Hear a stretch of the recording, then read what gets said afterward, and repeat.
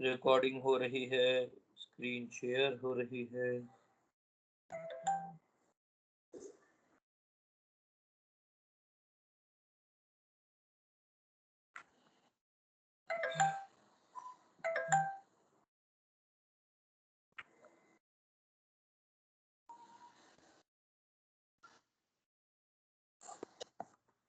आप लोगों को मेरी स्क्रीन दिख रही है?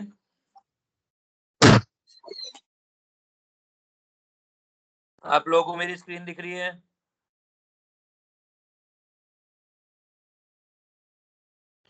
सर डिस्कशन किस चीज का है? पेपर का।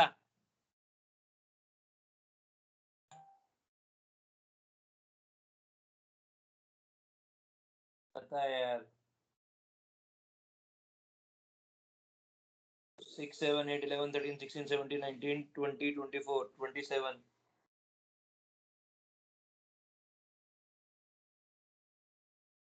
ओके ना, फर्स्ट क्वेश्चन में किसी को डाउट नहीं है? 26 में 26 के बाद 27, what will be the ratio of volume of aluminium and ये। तो प्लीज ध्यान दें, आपने पढ़ा था कि R is directly proportional to A raised to power 1/3, तो R1 upon R2 equals to A1। atomic number of aluminium is 27 raised to power 1/3 divided by sodium का 23 raised to power 1/3। Sir screen फिर से screen नहीं दिख रही है। ये teams सही है।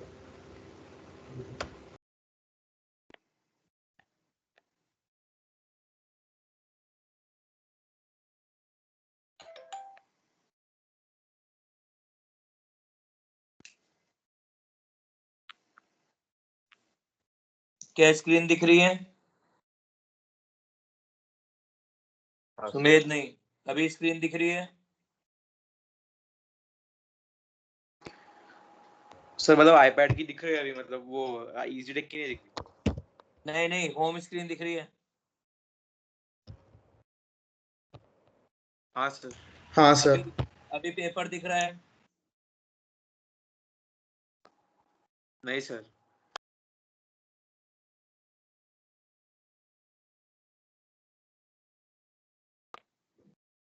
तो अभी क्या दिख रहा है आप लोगों को? होम स्क्रीन पे screen। अटका हुआ है।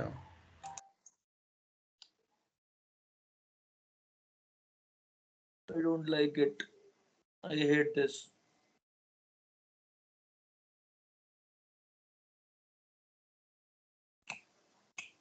अभी आया पेपर? नहीं सर। होम स्क्रीन पे ही है सर अटका हुआ।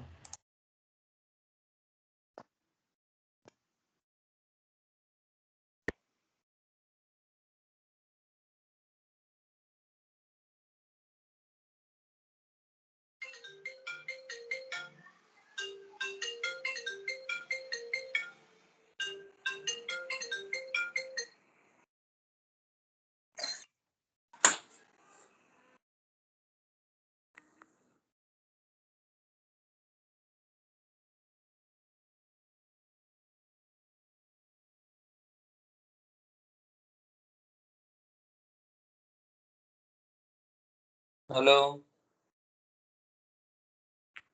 अभी सर नहीं सर, होम स्क्रीन ही है। वहीं पर है। हाँ सर। नेट कौन सा चल रहा है यार?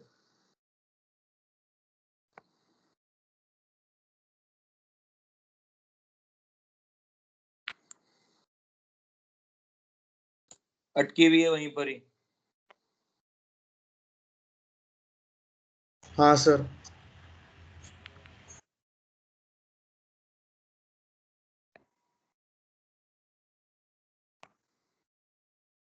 सर एक बार लीव करके वापस ज्वाइन कर लो।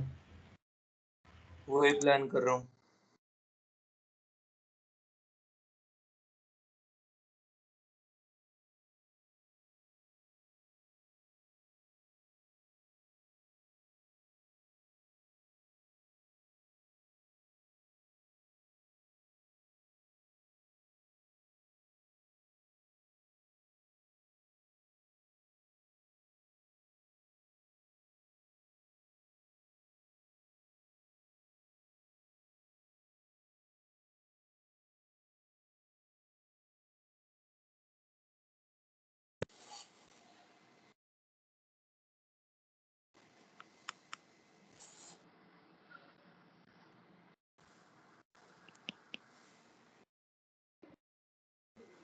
हेलो,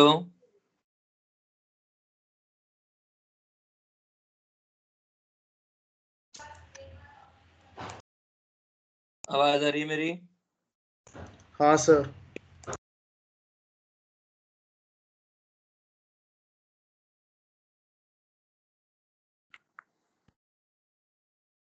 अब क्या मेरी स्क्रीन दिख रही है? हाँ सर। इजी टीच चालू हुआ? हो गया। हो गया?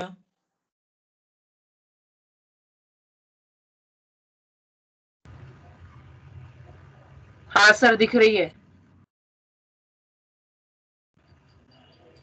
क्वेश्चन नंबर 27 सॉल्व कर रहा था मैं।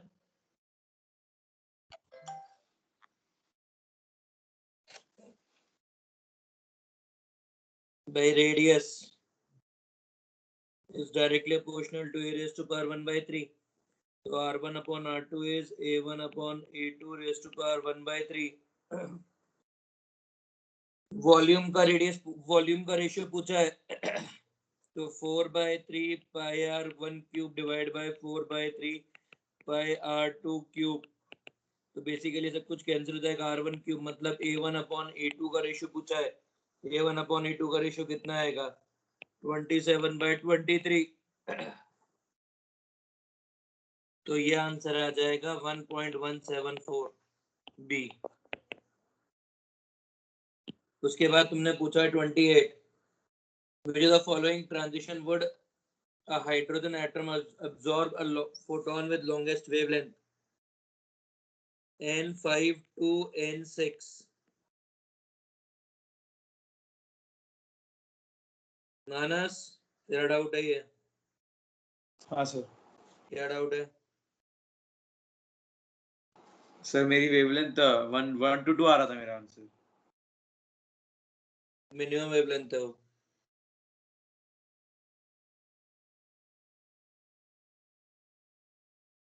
सर वो रिडरबर्ग्स कांस्टेंट मतलब एलिमिनेट करके अगर 1 माइनस n फाइनल स्क्वायर किया तो फिर 1 मतलब डाउट है उसमें।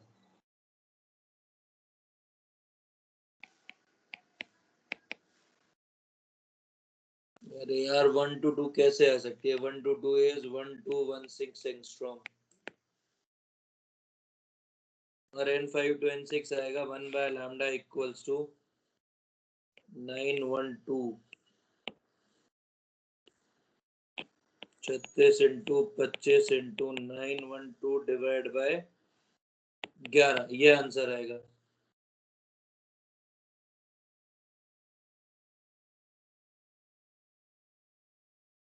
ठीक है, ये बहुत बड़ा है उससे, मतलब इनकम्पेरेबल। पता नहीं तेरा आंसर, वो मिनिमम, तूने मिनिमम लैम्डा निकाल दिया है। हाँ सर शायद वो रेसिप्रोकल में प्रॉब्लम हो गया होगा। आगे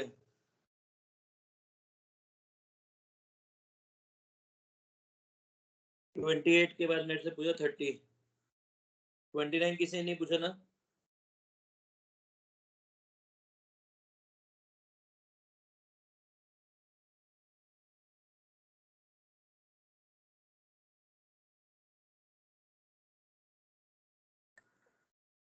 थर्टी में क्या डाउट है?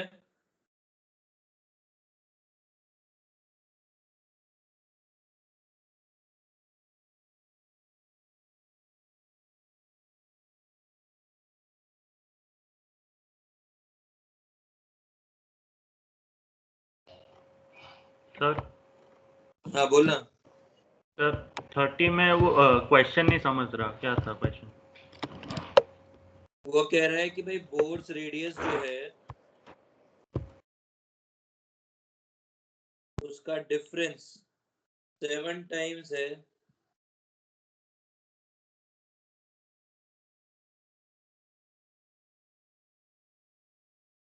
हाइड्रोजन के बोर्ड्स रेडियस के बराबर।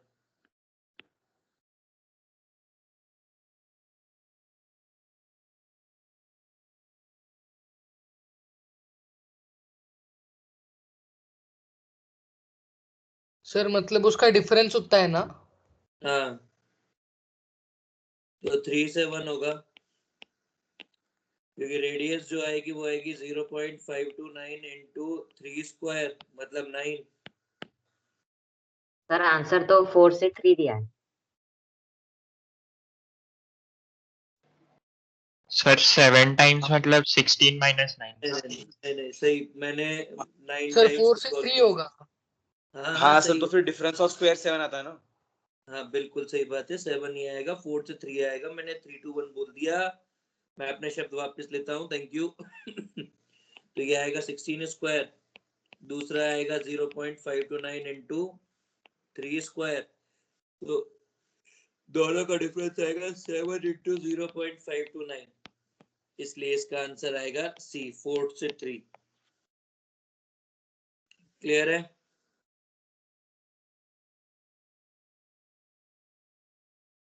थर्टी के बाद नेक्स्ट डाउट क्या पूछा आपने मेरे से?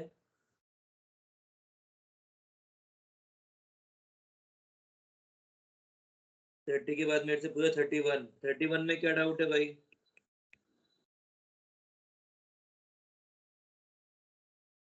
उसने बोला है कि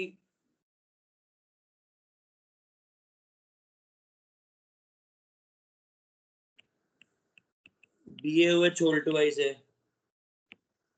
BaOH होल्ड वाइज की मोलारिटी है 0.4 मोलर, मतलब इसकी जो नेट मोलारिटी आएगी वो आएगी 0.8 मोलर OH माइनस की।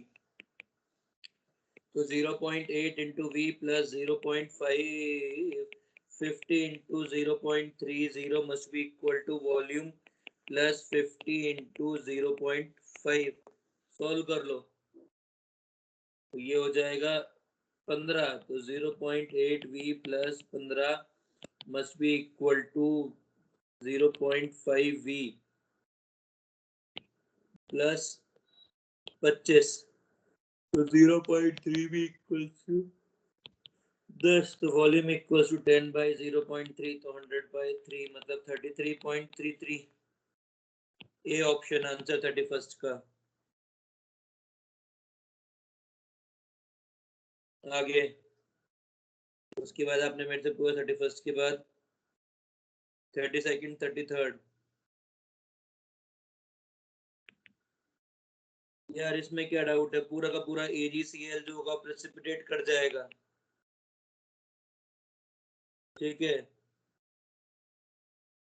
K प्लस की कंसेंट्रेशन कितनी आ जाएगी? K प्लस के मिलीमोल है 50, वॉल्यूम है 1200, तो ये आ जाएगी 0.04। Cl माइनस तो निकल सर वो रिएक्शन बताओ ना एक बार। Ag plus plus Cl minus will give AgCl. AgCl is not soluble in water.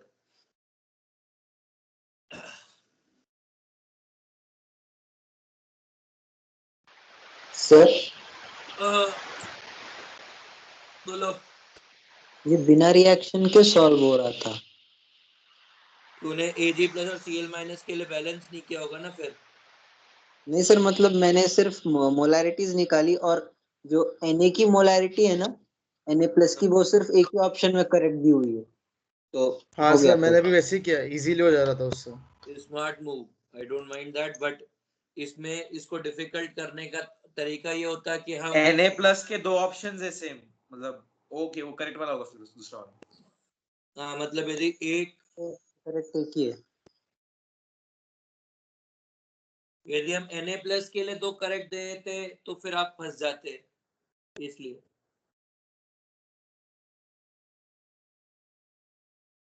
मतलब इसको थोड़ा डिफिकल्ट करने के लिए कुछ नहीं करना होता, केवल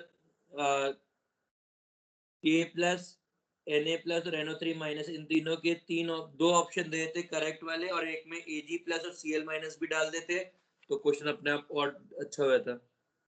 32 के बाद 33।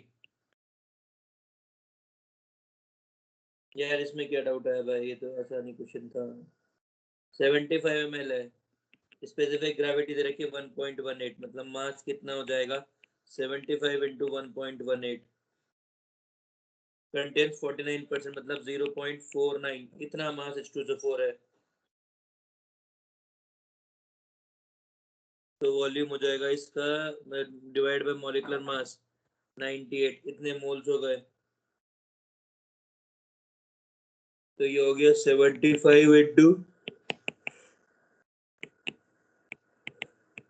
49, डिवाइड बाय 98 into 1000 by 495.90, ये कैंसिल आउट हो गया।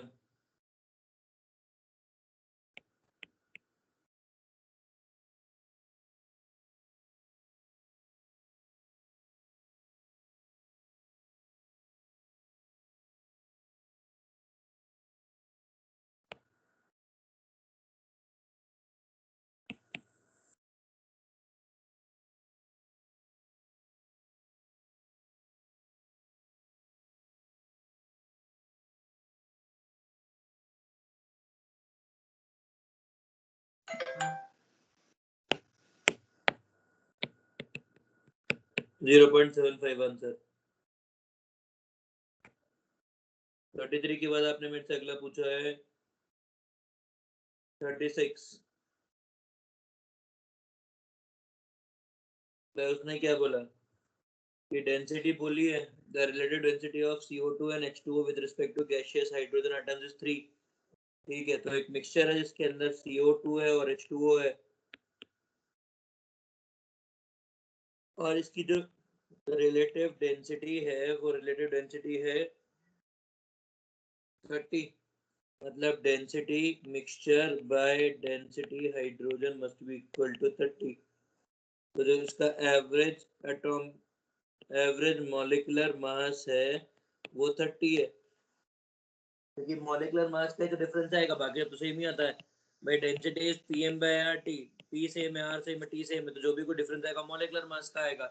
तो ये जो डिफरेंस है ये M mixture by M H2 का होगा, ये 30 होगा। तो अब CO2 और H2O का 30 है एवरेज मॉलिक्यूलर मास। सर 60 सर होगा ना? एवरेज मॉलिक्यूलर मास 60 होगा ना क्यों भाई? सर? वो H2 है। Relative density. हाइड्रोजन एटम्स दिया है, हाइड्रोजन एटम्स तो 1 लेना पड़ेगा। 2 नहीं। हाँ सर एटम्स दिया है।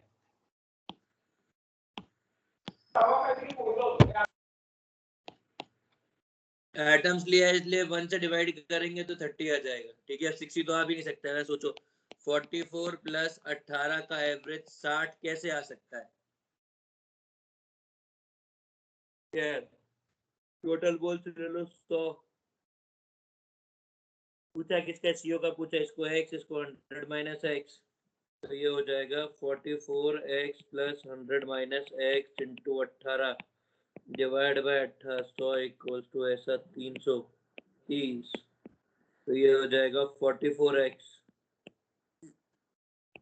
Plus 1800 minus 18x must be equal to done. 36 के बाद अगला 37। सर ऑप्शंस में सिर्फ एक ही ऑप्शन है जो 100 के नीचे है, बाकी के सब 100 के अबव है। ओ 36 के बाद अगला पूछा 39।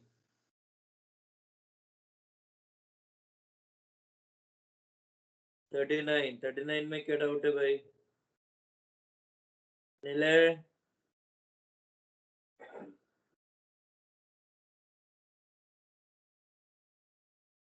नीले नहीं सर आ गया सर, वो टेंशन मत। सर बताना मेरे लिए सर, वो 30% कैसे, मतलब क्या उसमें, मतलब पीवी इक्वल टू एनआरटी के बाद क्या करना है? हाँ सर एक बार बताओ ना ये। भाई वो बोल रहा है कि तुमने 1.4 मोल लिए थे, 1.4 ग्राम नाइट्रोजन ली थी, मतलब कितने मोल होगा? 1.4 डिवाइड बाय 28 इतने मोल हो गए। अब उसने क्या बोला है कि N2 gives 2N, तो जितने भी मोल्स थे इसका 30% डिसोसिएट कर गया है।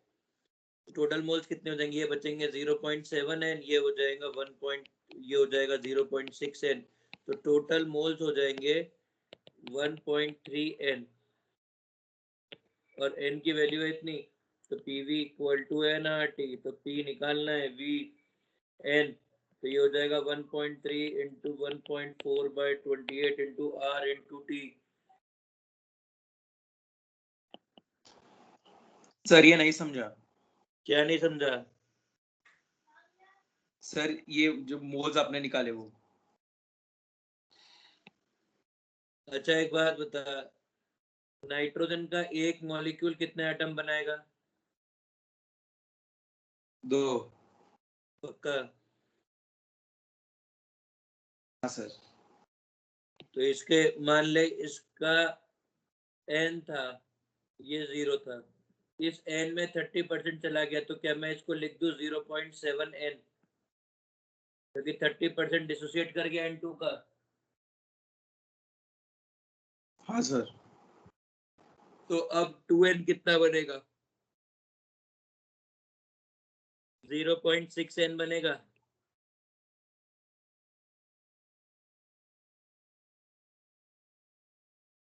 आया ना?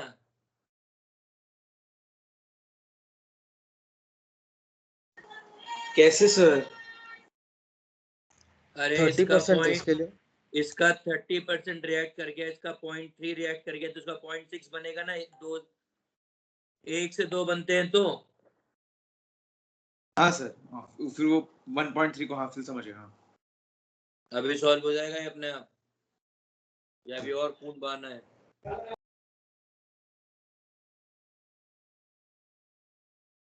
ओके 41 में क्या डाउट है भाई तेरे को? 41 सर ऑप्शन करेक्ट नहीं थे सर। अबे चप, ऑप्शन करेक्ट थे। सर सी टेम्परेचर ऑप्शन देखो ना सर।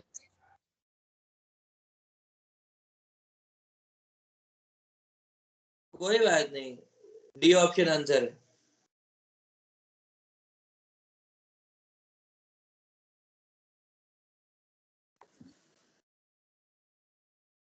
फोर्टी वन का डी। रिएक्शन होगी N2 plus 3H2 gives 2NH3। 1 मोल N2 लिया है, 4 मोल H2 लिए हैं, रिएक्शन हो गई, ये पूरा खत्म हो गया, ये 1 मोल बचेगा, ये 2 मोल बन जाएंगे, बन गए। अब पानी डाल दिया तो ये पानी में डिसॉल्व ये हो जाएगा, केवल ये बचेगा। तो और अब वॉल्यूम जो पहले 15 ml था वो कितना हो जाएगा? 15 लीटर था वो 10 लीटर हो जाएगा। तो ऑप्शन डी आंसर हो जाएगा। अमोनिया पूरी की पूरी पानी में डिसॉल्व हो जाती है। 41 ये यूडियोमेट्री में पढ़ा है अपन ने। उसके बाद आपने मेरे से सर वाटर का वॉल्यूम तो निग्लिजिबल, मतलब 5 लीटर है। हाँ नहीं, वो नीला, असम्पशन में तो नहीं था ना। अबे तो दिमाग को चलाएगा ना, जो 5 लीटर बोला है, अब assumption क्या करेगा? क्वेश्चन में लिख के दिया 5 लीटर पानी है, अब 5 लीटर पानी सर कहाँ तो से फिर 10 हमने लीटर? ऐसे बहुत क्वेश्चन की यूडियोमेट्री के जहाँ पर अच्छा खासा था, लेकिन फिर भी हमने इग्नोर कर दिया बुक अरे में हमारे। अच्छा खासा तो वॉल्यूम कैसे प्रेशर था सिर्फ बता? हाइड्रोजन नहीं होगा क्या? पहले ही बता। हाँ एक सेकंड रुक जा। प्रेशर सिर्फ हाइड्रोजन का होगा, वो बात सही है। मानस ये बता, तूने कहाँ पे अच्छा खासा वॉल्यूम नेग्लेक्ट किया, ये बता दे बस एक जगह। मुझे सिर्फ इतना सर बता कि कहाँ यूडियोमेट्री तूने में लास्ट के 2 तीनों नहीं क्वेश्चन हुए किया। थे उसमें। सुन, उसमें क्या होगा, 1 मोल पानी का वॉल्यूम कितना है? 18 ml है, और 1 मोल पानी के गैस का वॉल्यूम कितना है? वो 24 लीटर है। बता 18 ml को नेग्लेक्ट मार सकता हूँ कि नहीं मार सकता? जब वो कह रहा है कि 5 लीटर पानी लिया है आपने, तब तो बात ही खत्म हो गई ना भाई। कंटेनर में तूने 5 लीटर पानी डाल दिया तो वॉल्यूम, अब ये पूरा वॉल्यूम था, इसमें 5 लीटर पानी हो गया, तो इतना ही तो वॉल्यूम बचा गैसेस के लिए। नेग्लेक्ट कैसे मार देगा? सर वो टेम्परेचर गलत दिया हुआ है। हाँ टेम्परेचर गलत दिया हुआ है, एग्रीड, बट ठीक है, चारों में गलती है ना, तो कोई फर्क नहीं पड़ता उससे फिर। हाँ सर। एक में गलती हुई तो फिर अपन कहते हैं कि अच्छा नहीं यार ये होना चाहिए था। जब चारों में 300 लिख दिया उसके बाद तो सीधी सी बात है कि आपको 1 मोल के हिसाब से निकालना है। हाँ सर। 41 के बाद अगला 42 44।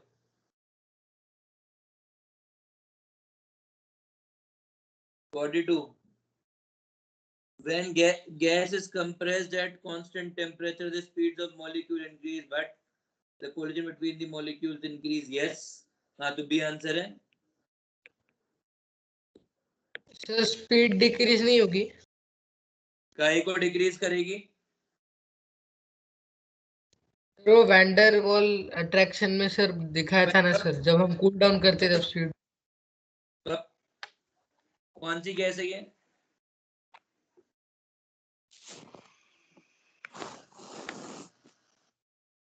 और वैसे भी गैस कांस्टेंट टेम्परेचर हो, क्या मालूम टेम्परेचर कौन सा है?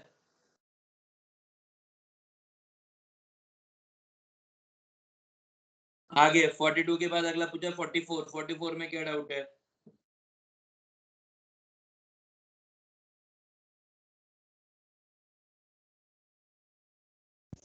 सर वो 3/8 होगा ना सर? अबे वो इनकरेक्ट पूछा है।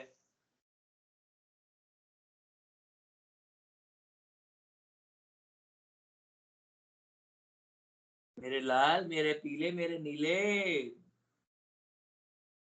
पढ़।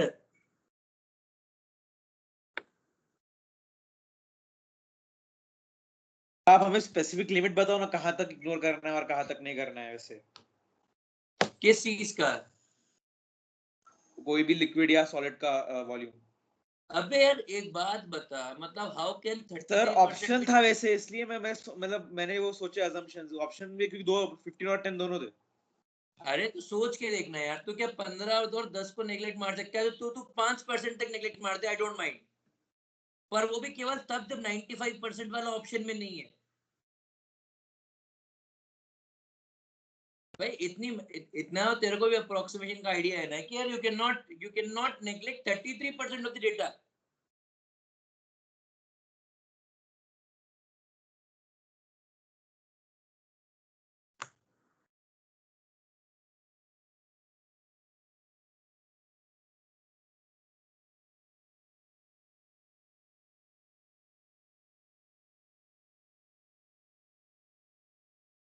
हो गया? और कोई क्वेश्चन डाउट है?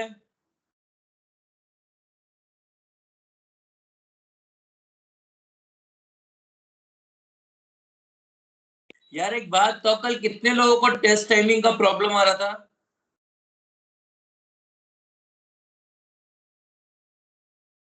सर हेलो प्रॉब्लम मतलब? सर एक 49 डाउट है सर।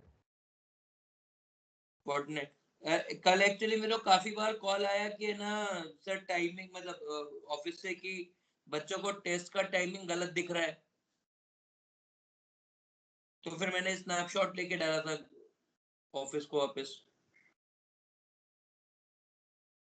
नहीं ऐसा कुछ नहीं है। और कुछ बच्चों ने भी डाला था मेरे को, रुक जो बताता हूँ कौन कौन था। अदिति है क्या?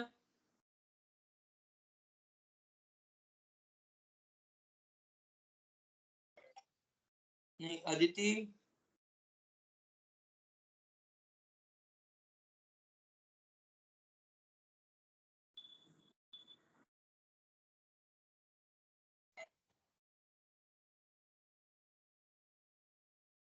देवेन और अदिति।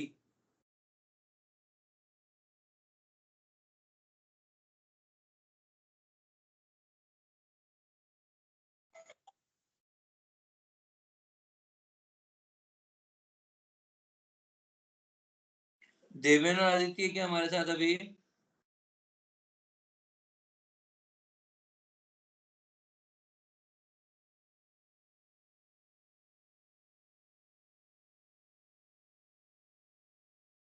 ओके 49 डाउट है। 49 में क्या डाउट है भाई तेरे को? वो कह रहा है कि 16 है और 28 है, A:B रेशियो में, और मॉलिक्यूलर मास 20 है। ठीक है, तो ये 2 रेशियो में और ये 1 रेशियो में है।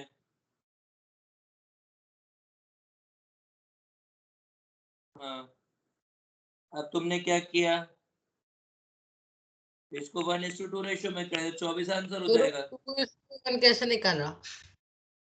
अबे एवरेज निकालना आता है मेरे को, इसलिए आता है। मेरी मेरी 10th तक की मैथ्स बहुत अच्छी है, 11th और 12th की तो खराब है।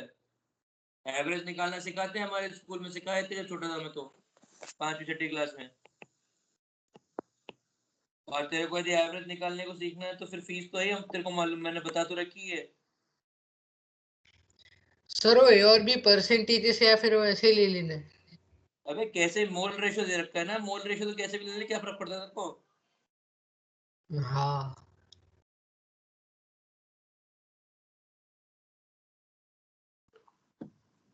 तुम लोग है ना महंगे स्कूल में चले गए, अच्छे स्कूलों का डाउट हो गया मेरे को, वरना तुम जैसे बच्चों को 10वीं पास ही नहीं करने थे अच्छे स्कूल हो तो, एवरेज लेने को नहीं आता था। इतने तो लॉ ऑफ एवरेज होती है यार।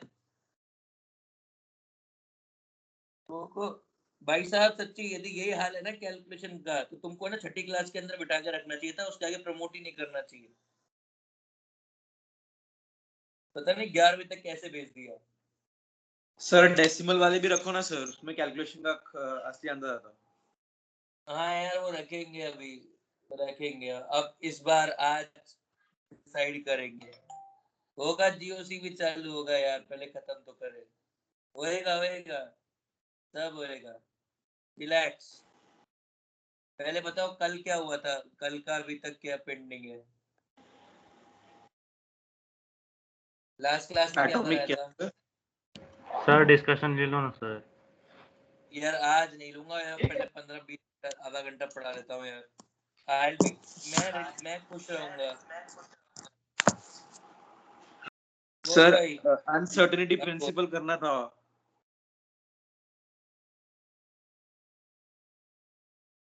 हाइजेनबर्ग अनसर्टेनिटी करना है? अपने डी ब्रॉगली वेवलेंथ कर लिए क्या? नहीं नहीं, डी ब्रॉगली भी बाकी और वो भी बाकी। हाँ तो डी ब्रॉगली बाकी है ना यार। एक सेकंड रुक मुझे जाओ। होमवर्क क्वेश्चन दिया था सर हाँ सर कल के लेक्चर में एक ग्राफ नहीं समझा सर मेरे को। क्या नहीं समझा? सर वो काइनेटिक एनर्जी और 1/λ के बाद का ग्राफ था सर वो। एक मिनट रुक जा प्लीज। 30th को पढ़ा था ना मैं लास्ट। हाँ सर।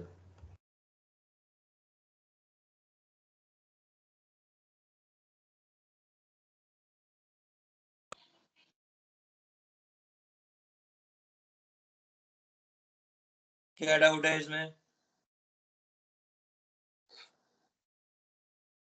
सर वो समझा नहीं। भाई एनर्जी ऑफ फोटोन क्या होगा? Work function plus kinetic energy होगा, ये समझता है?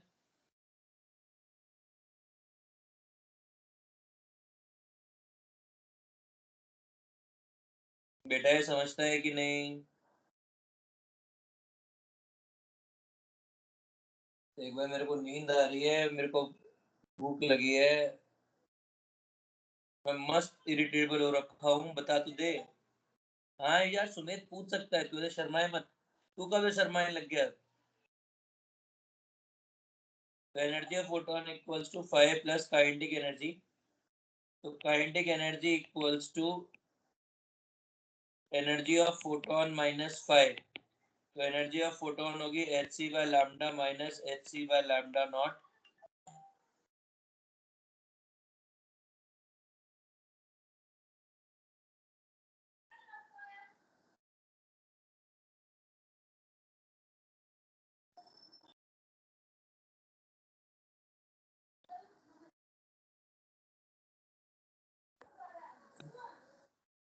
इसमें क्या डाउट है तेरे को आई वर्सेस आई के ग्राफ में? सर वो समझा ही नहीं ग्राफ।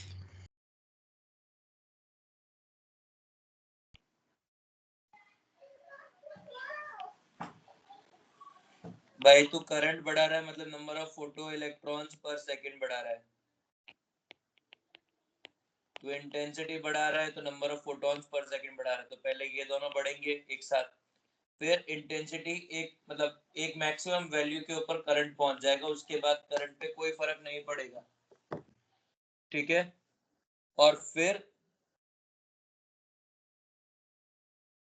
तो इंटेंसिटी बढ़ाता रहेगा, उससे कोई मतलब इंटेंसिटी से कोई फर्क नहीं पड़ेगा। पर मान ले कि तूने फ्रीक्वेंसी चेंज कर दी, ये म्यू1 है, तूने म्यू2 का ग्राफ बनाया, तो ये वाला ग्राफ ऐसे यहाँ तक चला जाएगा और ये सैचुरेशन करंट की वैल्यू बढ़ जाएगी। क्यों बढ़ेगी? क्योंकि जैसे तूने फ्रीक्वेंसी बढ़ाई, फ्रीक्वेंसी बढ़ाने की वजह से एनर्जी ऑफ फोटोन बढ़ी, तो अब क्या होगा ना, जो फाई होंगे वर्क फंक्शन होगा। देख तेरे पास मेटल के अंदर मान ले 10 इलेक्ट्रॉन्स हैं, तो 10 तू यदि एनर्जी प्रोवाइड करे तो 10 के 10 निकाल सकता है। 10 के लिए बस तेरे वर्क फंक्शन अलग अलग होंगे। तो यदि पहले वाले का वर्क फंक्शन है 1 मतलब 5 1, दूसरे वाले का है 5 2, तीसरे वाले का है 5 3। अब जो तू एनर्जी प्रोवाइड कर रहा है फोटोन की, वो 5 2 से ज्यादा हो गई तो 2 इलेक्ट्रॉन निकलेंगे। यदि तेरी energy of photon is more than 5 1 तब 1 इलेक्ट्रॉन निकलेगा। यदि energy of photon is more than 5 3 तो 3 फोटोन निकलेंगे तो ग्राफ और ऊपर चला जाएगा। तो ये बस ऐसे ग्राफ शिफ्ट हो रहा है, क्या दिक्कत है इसमें? और बताओ। ओके सर तुम्हें डाउट है तेरे को? सर एक क्वेश्चन था हम्म सर, वो कह रहा है कि हमें हीलियम एटम में जो इलेक्ट्रॉन है वो 6th शेल से कूदकर 2nd शेल में चला गया, तो हमें बताना है कि कितने फोटॉन्स उसने एमिट किए। मैंने इस एनर्जी निकाली, पहले तो एनर्जी डिफरेंस निकाला, फिर उसके बाद लैम्डा निकाली और N H C by lambda से एन की वैल्यू निकालने की कोशिश की, वो 40 आ रही है, और फिर उसके कोई बाद बात नहीं, स्पेक्ट्रल लाइन मेथड से chill out, किया। chill out। बाद में बात करेंगे, तू और मैं आखिरी में क्लास के बाद। तेरे को 2 3 गालियां देनी है मेरे को, तो पब्लिक में ऐसे गालियां दूंगा तेरे को बेइज्जती सी महसूस होगी। तो अपन है ना क्लास के बाद जब सब चले जाएंगे तो मैं चुपके तेरे को 3 4 गालियां टेक्स्ट कर दूंगा। छुपा के रखना, किसी को दिखा मत देना वरना पूरा पर्पस फेल हो जाएगा। तूने क्वेश्चन किया था, तूने सॉल्व क्या किया है, इसलिए मेरे को बोला था कि 2 into 2 करो, और तू कह रहा है कि सर 2 into 2 तो होता रहेगा। पहले मैं ना I will find out the volume of sphere and then when I will find out the volume of sphere, उसके बाद मैं उससे स्फीयर से सिलेंडर बनाऊंगा और सिलेंडर की हाइट निकालूंगा और पूछ रहा हूँ तो 2 into 2 क्या होता है। ठीक है, तो अपन लोग इसके लिए बाद में वो करेंगे। ओके सुमित? हाँ जी। देखिए प्लीज, अगला टॉपिक मैंने आपको नंबर ऑफ स्पेक्ट्रल लाइंस निकालना सिखा दिया ना। मैंने आपको नंबर ऑफ स्पेक्ट्रल लाइंस निकालना सिखा दिया ना। n हाँ सर। into, हाँ सर। ठीक है, हाँ ओके नाउ।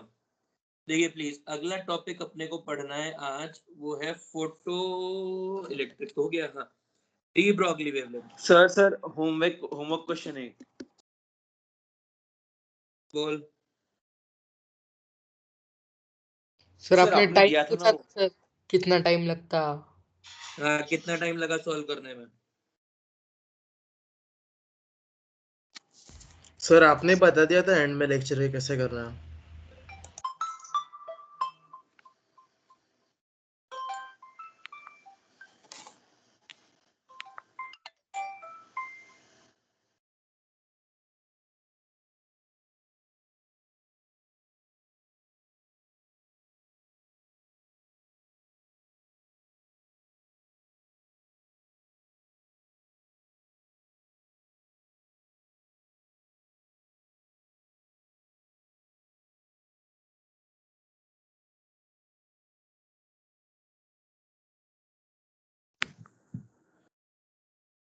ओके, तो ये वेलोसिटी आती है। सॉल्व हो गया था आपसे ये? देखिए, इसके लिए आपको निकालना था कि जो काइनेटिक एनर्जी आती है ना, वो आती 13.6 इलेक्ट्रॉन वोल्ट। और आपने ये वाली वैल्यू पहले भी कैलकुलेट किया बोर्स मॉडल के अंदर, तो आप बोर्स मॉडल से डायरेक्ट वैल्यू को सब्स्टिट्यूट कर लीजिए कि काइनेटिक एनर्जी इतनी है तो वेलोसिटी इतनी होगी। ठीक है, डन। आगे देखें प्लीज। डी ब्रॉगलीज वेवलेंथ पढ़ रहे थे अपन लोग। डी ब्रॉगलीज वेवलेंथ पढ़नी है। ये इसी चीज को मैटर वेव भी बोलते हैं।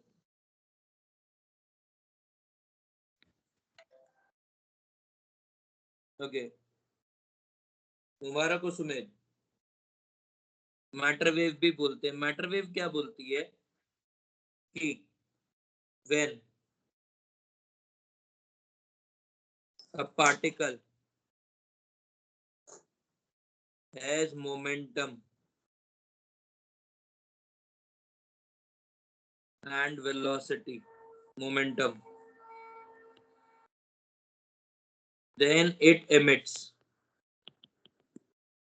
a wave whose wavelength is inversely proportional to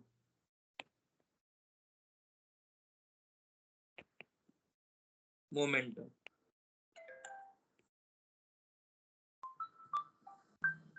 ठीक है,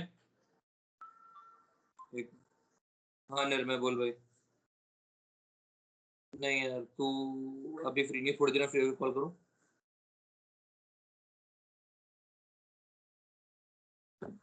ठीक है, तो इसने कहा कि कोई भी पार्टिकल है, उस पार्टिकल का यदि वेलोसिटी है, मास है, मतलब मोमेंटम है, तो वो एक लैम्डा एमिट करेगा, और वो जो लैम्डा एमिट करेगा वो लैम्डा होगा h by p, where h is Planck's constant, where h is Planck's constant।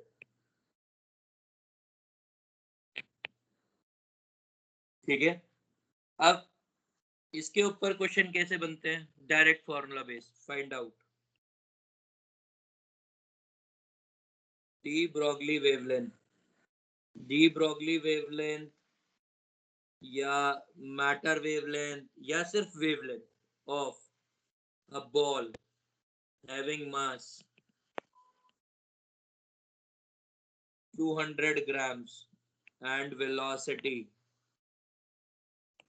5 metre पर सेकेंड। तो आप क्या बोलेंगे कि भाई lambda equals to h by p है and p is momentum mv, तो आप कर देंगे lambda equals to h by mv 0.2 into 5 यानी कि 1 हो जाएगा ये, तो lambda equals to h metre पर सेकेंड।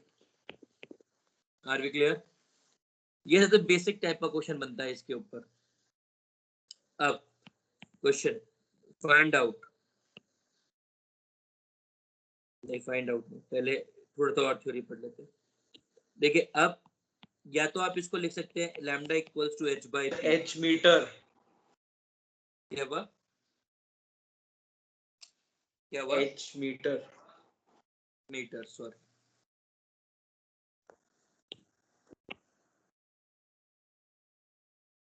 या तो इसको आप लिख सकते हैं lambda equals to h by p, या lambda equals to h by √2 into mass into kinetic energy भी लिख सकते हैं। ठीक है, ये दोनों चीज आप फॉर्मेट में इसको लिख सकते हैं, कोई इशू नहीं है। तो या तो आपको काइनेटिक एनर्जी मालूम हो या तो आपको मोमेंटम मालूम हो।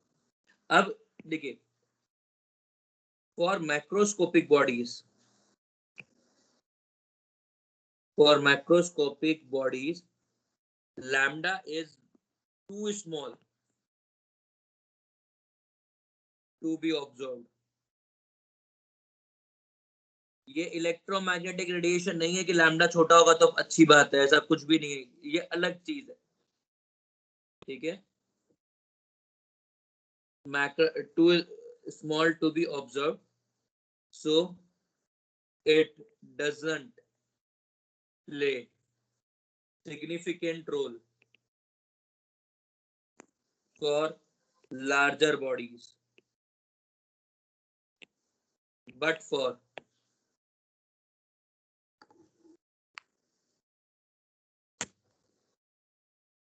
smaller microscopic bodies lambda is significant, and therefore that's what significant। एक क्वेश्चन कर लेते हैं। क्वेश्चन है find out lambda of electron if it has velocity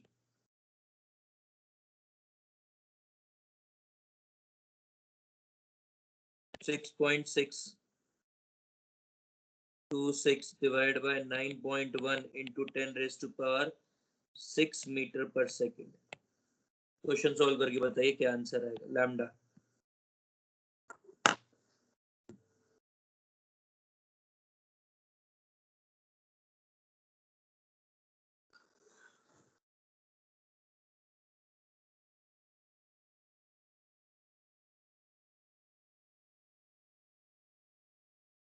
lambda का बताइए वैल्यू।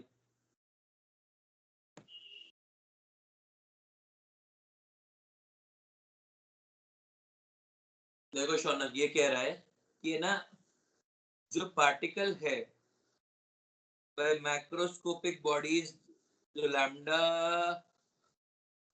मैक्रोस्कोपिक बॉडीज का जो मोमेंटम होगा ना वो बहुत ज्यादा होगा, तो उसकी वजह से जो लैम्डा आएगा और लैम्डा बहुत ही कम आएगा, और इतना कम आएगा कि आप उसको एक्सपीरियंस करें या उसको ऑब्जर्व कर पाए। बट फॉर माइक्रोस्कोपिक बॉडीज मतलब आप इलेक्ट्रॉन की बात करिए, प्रोटॉन की बात करिए, उनके लिए लैम्डा की वैल्यू सिग्निफिकेंट आती है क्योंकि वो बहुत, उनका मोमेंटम बहुत कम आता है।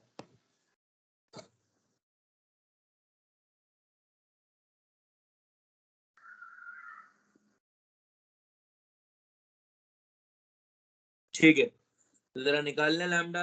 तो आप कहेंगे कि lambda equals to h by mv, h 6.626 into 10 raised to power minus 34 10 to the divided by power 59.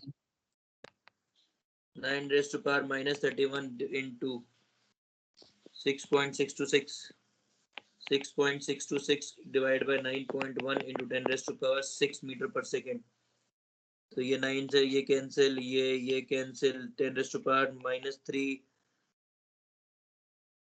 ये 6 है, तो ये आ गया lambda equals to 10 raised to power minus 5 minus 9 meters। Clear है ये?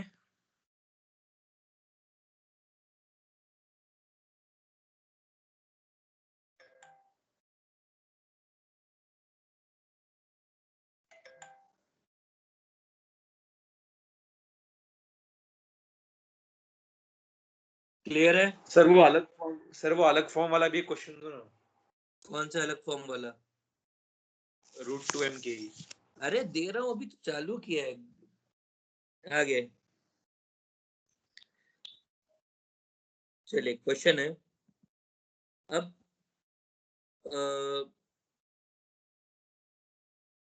फाइंड आउट लैम्डा फॉर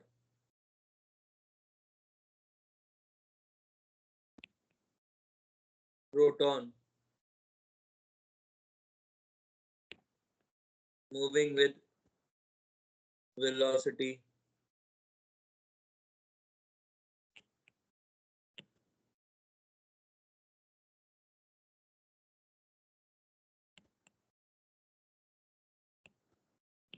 ये भी निकल जाएगा आराम से, सेम इसी पैटर्न पे, तो ये भी कर लीजिएगा। ऐसे थोड़े थर्ड क्लास क्वेश्चन करने की प्रैक्टिस होनी चाहिए। आगे समझिए, ये वाला खुद से कर लीजिएगा, नहीं मैं सॉल्व नहीं करने दे रहा हूँ, ना टाइम दे रहा हूँ ना कुछ करने दे रहा हूँ, ठीक है? ये आप खुद से सॉल्व कर लीजिएगा। आगे देखिए, अब हम लोगों के लिए काइनेटिक एनर्जी वाला जो मुद्दा है, एक क्वेश्चन है find out lambda for for electron having kinetic energy 4 electron volt।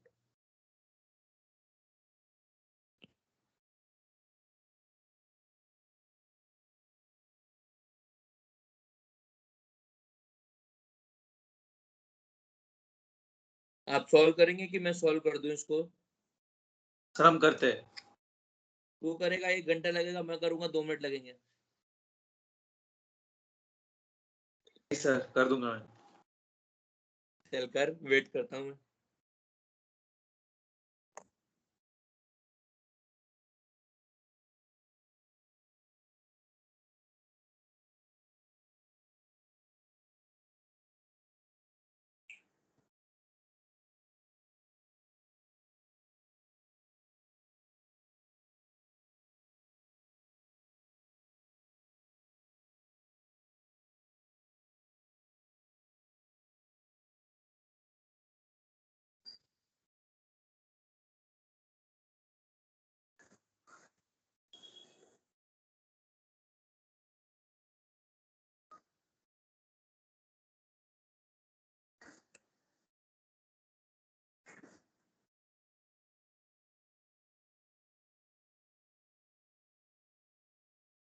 कुछ आया?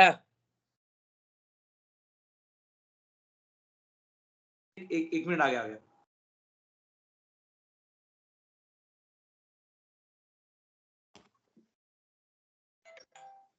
हाँ रुका हूँ, 1 मिनट कहाँ जा रहा हूँ मैं।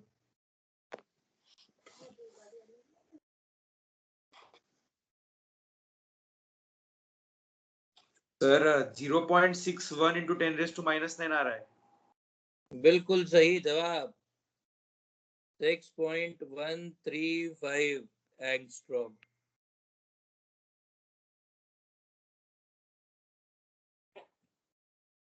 चलो समझते हैं।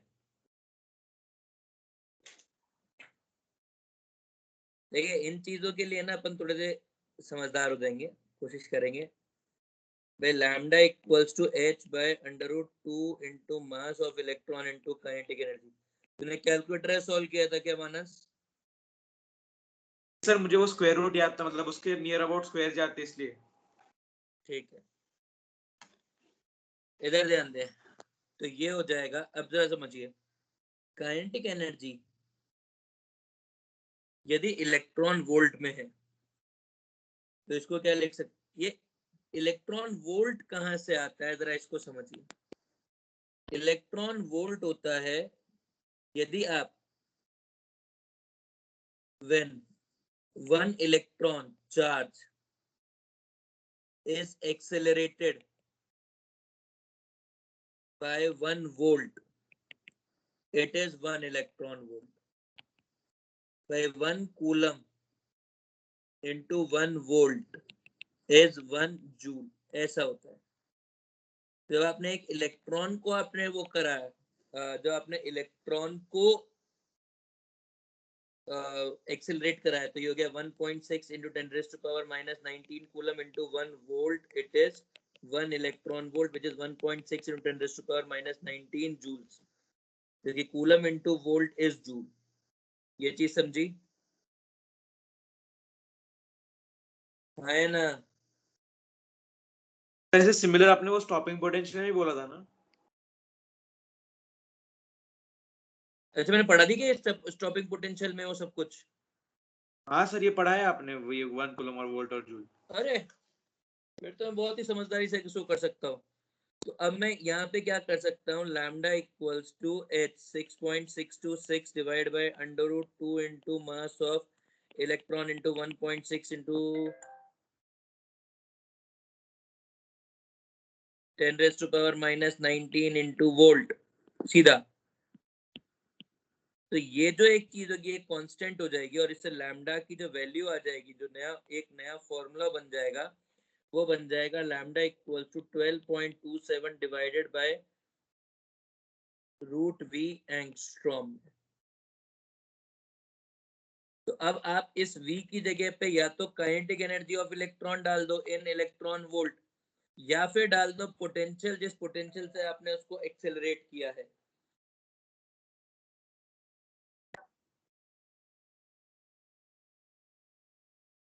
समझा?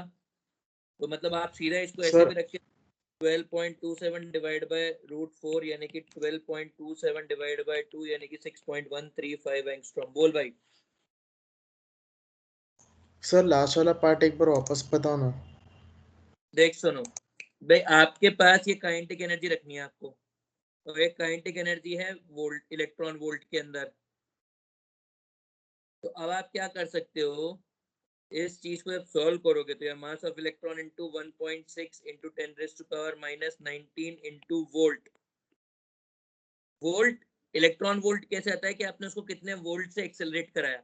मतलब यदि आप लिखते हो किसी इलेक्ट्रॉन की एनर्जी 13.6 इलेक्ट्रॉन वोल्ट है, इसका मतलब ये आप ये भी बोल सकते हो ये काइनेटिक एनर्जी कब आती है, जब आप किसी इलेक्ट्रॉन को 13.6 वोल्ट से एक्सेलरेट कराते हो। तो आपने यहाँ पे सीधा उस वैल्यू को रख दिया।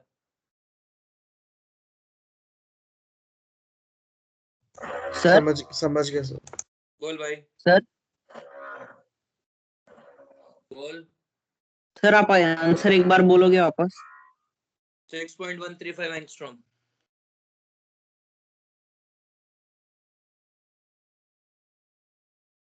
ठीक है, अब हाँ सर। प्लीज ध्यान दें, अब क्वेश्चन ऐसा हो कि find out lambda for electron accelerated by potential 4 volt, तो भी लैम्डा की वैल्यू कितनी आएगी? 6.135 एंगस्ट्रॉम आएगी, क्योंकि काइनेटिक एनर्जी अभी भी इसकी कितनी होगी? 4 इलेक्ट्रॉन वोल्ट ही होगी, और आप सबसे सब्स्टिट्यूट करके सॉल्व कर लोगे। Are we clear?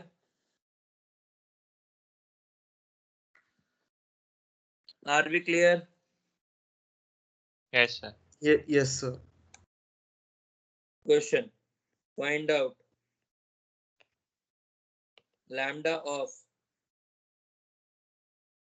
for photoelectron emitted from a metal sheet having phi 1 electron volt and a photon of lambda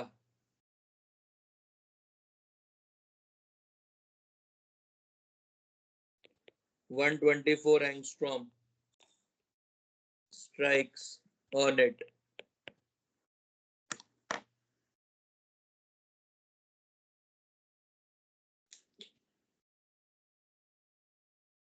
nanometre है, सॉरी, है ना, एंगस्ट्रॉम नहीं, नैनोमीटर है।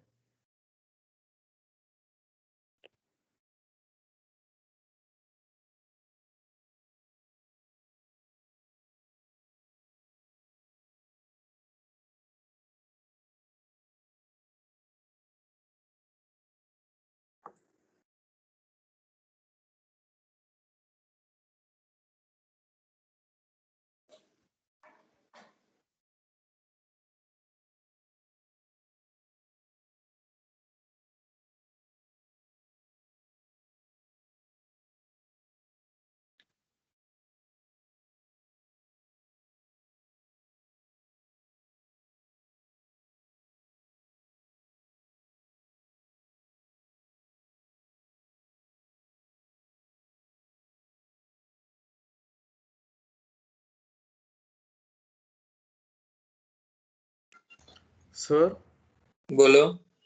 वो photon of lambda है क्या? Lambda 124 nanometers. हाँ, लैम्डा है वो।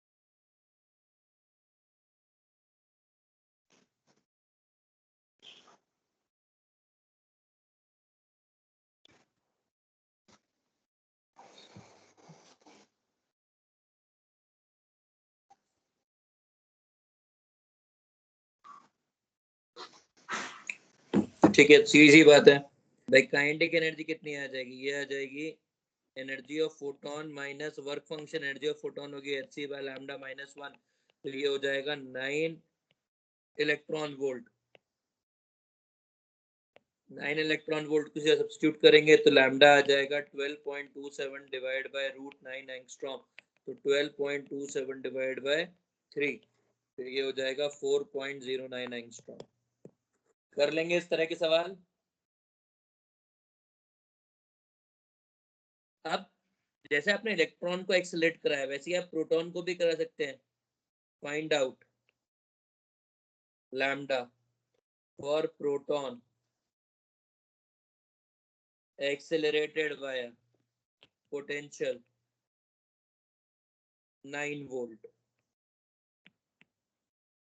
तो देखिए lambda equals to h by mv, या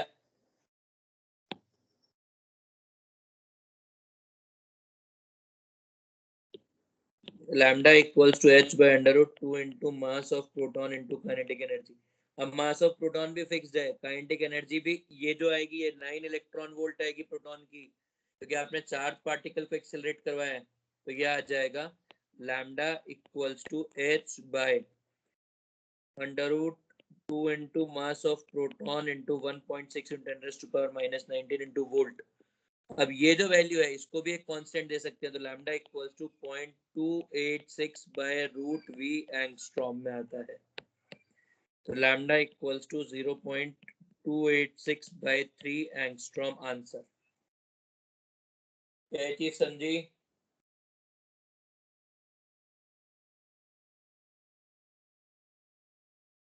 क्या ये समझा आपको? हाँ सर। ठीक है, तो आपको बस ऐसे कुछ कुछ चीजों का सहारा लेके अरे प्रोटॉन क्या लिखा ना आपने?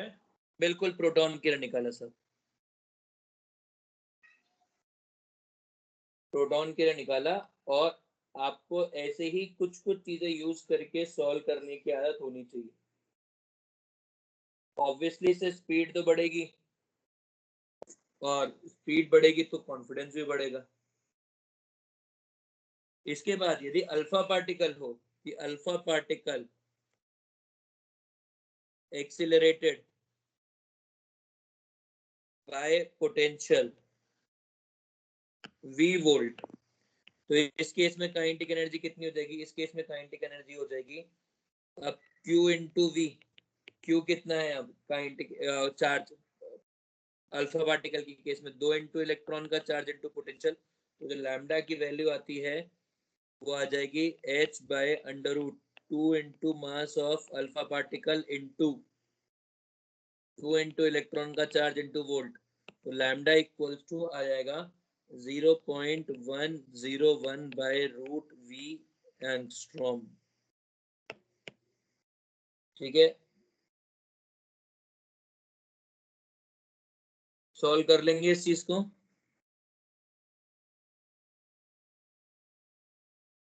अभी टाइम क्या हुआ यार, ये बताओगे प्लीज एक बार? 7 मिनट बाकी है। कितने? 7 सर अरे 3 मिनट क्लास ज्यादा हो गए। 3 में ज्यादा हुआ है। अबे रुक जा यार, तुम लोग है ना टाइम के चक्कर में रुक जा। सर 7 मिनट कर सकते हो ना, 12:20 को है फिजिक्स।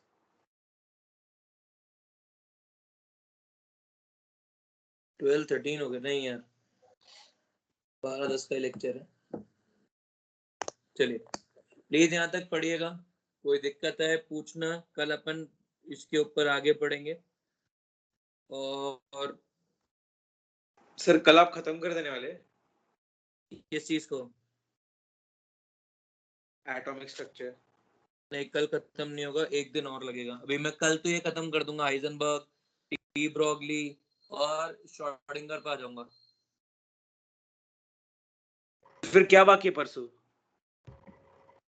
श्रोडिंगर बाकी है ना। हाँ शौनक आज करता हूँ ना प्लीज, पक्का आज सर वो पक्का पोस्ट कर दूंगा। सर नोट्स भी करने हैं ना, क्योंकि नोट्स रेडियल नोट्स और एंगुलर नोट्स। हाँ हाँ तो पूरा वो उसी में है, श्रोडिंगर वेव मॉडल में आता है वो पूरा। सर फिर उसके बाद जीओसी मैं शुरू करेंगे। हाँ मैं जियो से चालू करूंगा, उसके बाद मैं 4-5 दिन पीछे हो गया हूँ शेड्यूल से, तो कवर सर करूंगा वो एक केवी दिन। सर केवीपीवाई के एक वीक पहले, मतलब 2-3 दिन पहले छुट्टियां देंगे क्या आप? नहीं दूंगा, एक भी दिन नहीं देंगे।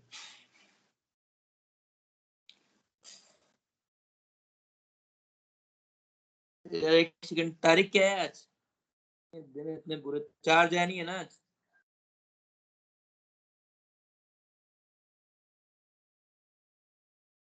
Okay done. सर आप अगला केवीपीवाई लेक्चर कब डाल रहे हैं? यार मैं अब मोस्ट मैंने आईने के इक्विलिब्रियम भेज दिया है ना आपको? हाँ हाँ सर। तुझे क्या भेजना है अब?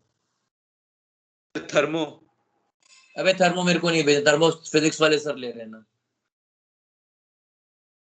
मेरे को थर्मो भेजना है वो अलग, वो सबसे आखिर में ही होगा। मेरे को भेजना है आइसोमेरिज्म का एक लेक्चर, क्योंकि जीओसी तो मैं खत्म कर दूंगा, इतना मेरे को करानी है। सर जीओसी तब तक सर खत्म और हो जाएगा हमसे? आराम से नहीं होगा पर हो जाएगा। सर और हाइड्रोकार्बन? हाइड्रोकार्बन हाइड्रोकार्बन से भेजना है, मतलब 2 लेक्चर भेजने हैं मेरे को, हाँ 3। एक थर्मो का भेजना है, एक भेजना है हाइड्रोकार्बन का और एक भेजना है आइसोमेरिज्म का। हाँ सर।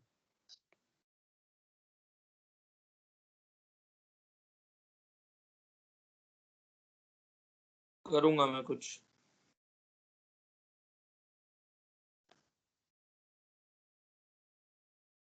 भेज दूंगा यार, I'll do it ASAP। Bye bye. आपकी क्लास है दूसरी।